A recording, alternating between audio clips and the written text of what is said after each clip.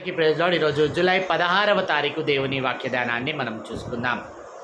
ఈరోజు మనం చూసేటటువంటి విషయాన్ని కనుక మనం ఆలోచించినట్లయితే నిన్నటి దినాన సెకండ్ సైక్లిక్లో రెండవ ప్రశ్న, ప్రవక్తకు ఉన్నటువంటి ప్రశ్న, అట్లాగే రెండవ రెస్పాన్స్, దేవుడిచ్చినటువంటి రెస్పాన్స్ కూడా మనం అక్కడ చూసి ఉన్నాం. దేవుని యొక్క ఆదరణను అక్కడ ప్రాముఖ్యంగా దేవుని యొక్క అంతర్వీక్షణను మనం చూసి ఉంటాం.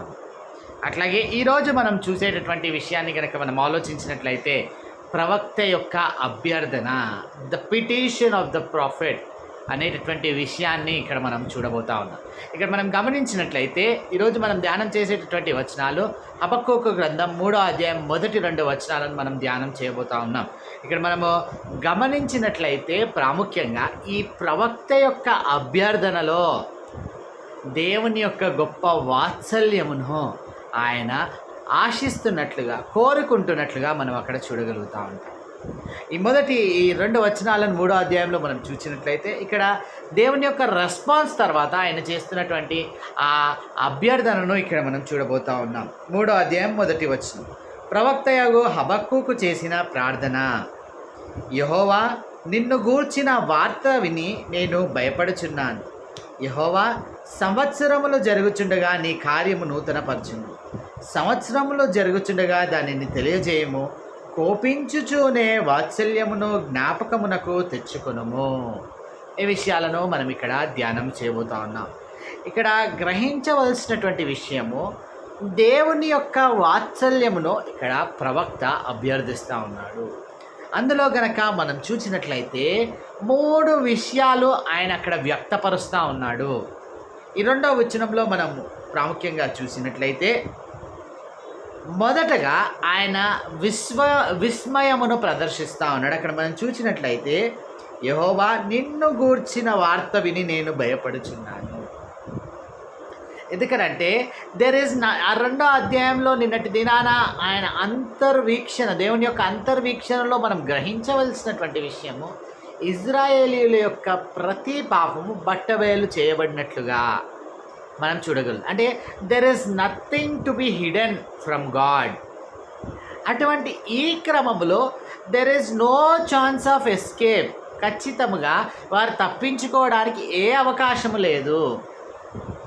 కాబట్టి ఇట్టి దేవుని ప్రకటన లేదా దేవుడు ఎట్టి విధమైనటువంటి వాడు అనేటటువంటి ఆ విషయం ప్రవక్తకి ఇక్కడ అర్థమైనాక భయపడుచున్నాను అని చెబుతున్నాడు. విస్మయం పొందుతున్నట్లుగా మనం ఇక్కడ చూడగలుగుతూ ఉంటాం.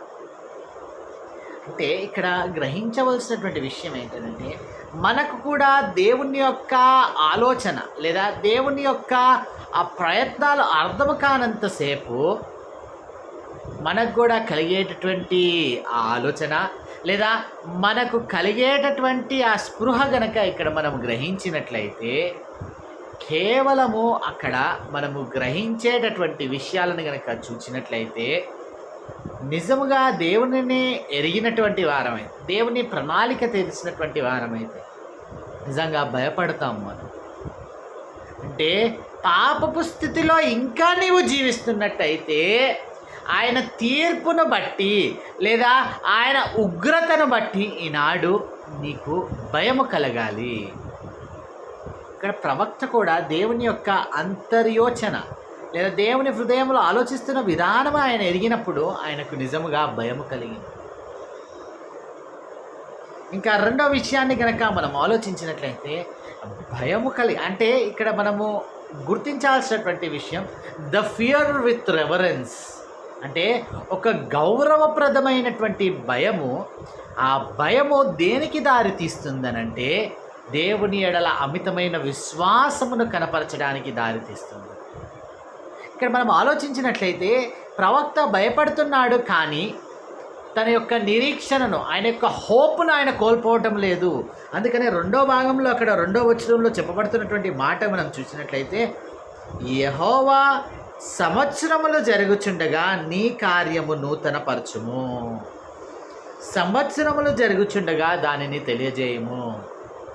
ఈ మాట మనం ఆలోచించినట్లయితే ఆ ప్రతిసారి కూడా న్యూ ఇయర్ క్యాలెండర్లో ఈ మాట పెట్టడం మనం అక్కడ చూడగలుగుతూ ఉంటాం. ఇక్కడ ఆలోచించినట్లయితే సంవత్సరములు జరుగుచుండగా ఆయన కార్యములు మన జీవితాల్లో నూతన పరిచేటటువంటి దేవుడు. ఆలోచించాలి, ఐగుప్తు ప్రయాణంలో వారు చేస్తూ ఉన్నప్పుడు అక్కడ ఆయన చూపినటువంటి కార్యములు ఇప్పుడు విభిన్నంగా, అంటే నూతన కార్యములు ఆయన అక్కడ చేస్తున్నట్లుగా మనం గ్రహించగలుగుతూ ఉంటాం.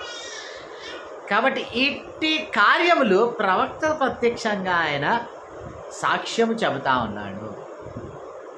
కాబట్టి మన జీవితాల్లో కూడా the outcome of the fear with reverence towards God, అంటే ఇక్కడ దేవుని ఎడల గౌరవప్రదమైనటువంటి భయము కలిగి ఉండిన ఎడల దాని తాత్పర్యం లేదా దాని ఫలితం ఏమై ఉండాలి అని అంటే ఇక్కడ ఆయన ఎడల పూర్తి విశ్వాసమును మనం కలిగి ఖచ్చితంగా సంవత్సరంలో ఇది మనము ఎక్స్పీరియన్స్ అనుభవంతో కూడినటువంటి విషయాలను మనం ఇక్కడ, ఎందుకంటే సంవత్సరంలో జరుగుతుండగా అప్పుడు చేసినటువంటి కార్యాలు ఇప్పుడు ఇంకా అమితమైన కార్యాలు మన జీవితాల్లో మనము సాక్ష్యము చూడగలుగుతూ ఉంటాము. అవి ఖచ్చితంగా ప్రతి ఒక్క విశ్వాస జీవితంలో జరుగుతూ ఉన్నాయి. నాడు ఆ విషయాన్ని నువ్వు ఇక్కడ గుర్తించాలి. ఆ విశ్వాసాన్ని నీవు ఆయన ఎడల కలిగి ఉంటా ఉన్నావా? విశ్వాసం ఉంది కదా అని ఇక్కడ మనం గ్రహించినట్లయితే ఆ విశ్వాసములో దేవుడు ఏం చేస్తూ ఉన్నాడంటే విన్నపము చేస్తూ ఉన్నాడు. దేవునికి ఇక్కడ ప్రవక్త విన్నపము చేస్తూ ఉన్నాడు. ఏం విన్నపం చేస్తూ ఉన్నాడు? కోపించుచునే వాత్సల్యమును జ్ఞాపకమునకు తెచ్చుకొనుము.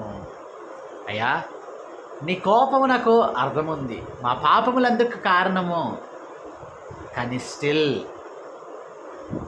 హియర్ టు అవర్ ప్రేయర్స్, లేకపోతే మా విన్నపాన్ని నువ్వు జ్ఞాపకం చేసుకో, వాత్సల్యము మా ఎడలు చూపించు, మమ్మల్ని పూర్తిగా నాశనం చేయకు, వాత్సల్యము చూపించు. ఎంత అంటే ఈ ఆర్డర్ నిజంగా చాలా అద్భుతమైన ఆర్డర్ అండి. ఇక్కడ దేవునికి ఒక చక్కని భయము పడుతూ అక్కడ ప్రవక్త అభ్యర్థిస్తున్నటువంటి విషయాలను మనం ఇక్కడ చూసినట్లయితే ఆయన భయమును బట్టి విస్మయం పొందుతున్నాడు, కానీ ఆయన నిరీక్షణ హోప్ను కోల్పోవటం లేదు. ఆ విశ్వాసమును కనపరుస్తూ అక్కడ ఇంకా దేవుడు కరుణిస్తాడనేటటువంటి గొప్ప నిరీక్షణతో నువ్వు కోపించు దేవా, నీ కోపంలో అర్థం ఉంది. ఈరోజు మనం అటువంటి ప్రార్థన చేయగలుగుతామా? ఏదైనా చిన్నపాటి బాధ వస్తే చాలు దేవుడికి నేనే దొరికానా అన్నట్టు మనం మాట్లాడుతాం. ఇక్కడ మనం గ్రహించాల్సినటువంటి విషయము, యోబు కూడా తన జీవితంలో దేవుని నుండి కేవలము మేలు పొందుకోవడానికేనా మనమున్నది, కీడు అనుభవించుట తగదా అని యోబు అడగడం మనం చూడలేము. కాబట్టి ఈ విషయాలు మనకు ఒక స్పృహను కలిగించాలి.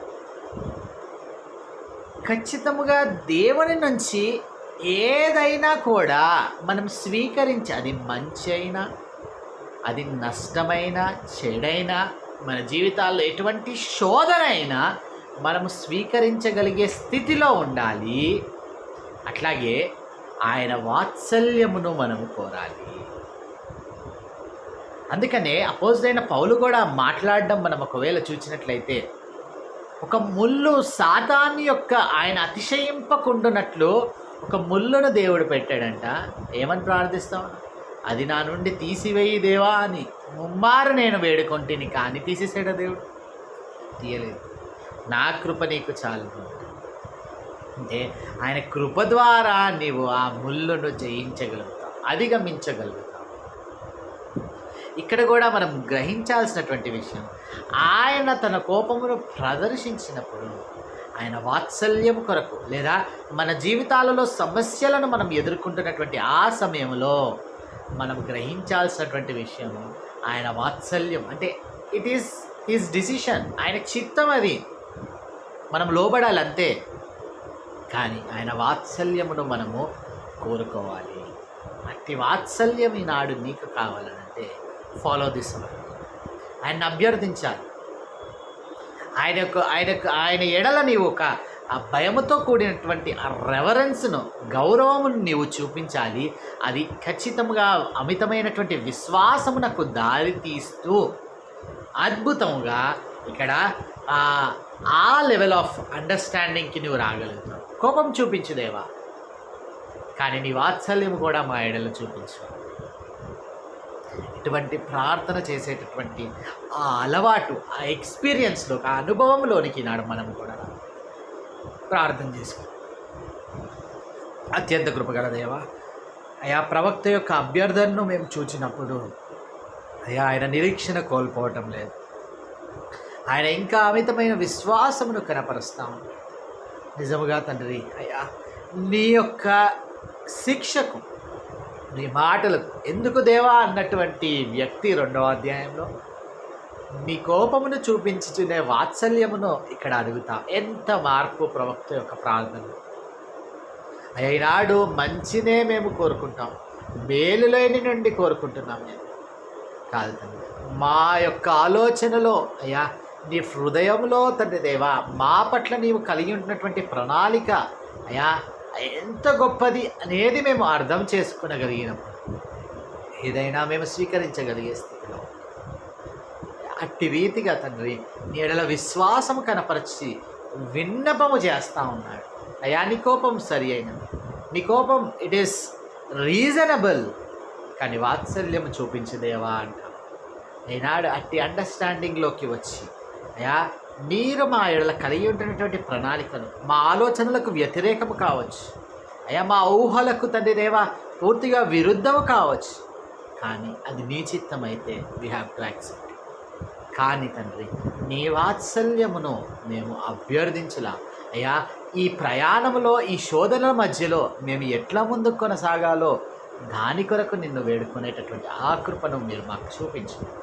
యేసు నామములో ప్రార్థించి అడిగి వేడుకుంటున్నాం తండ్రి, ఆమేన్.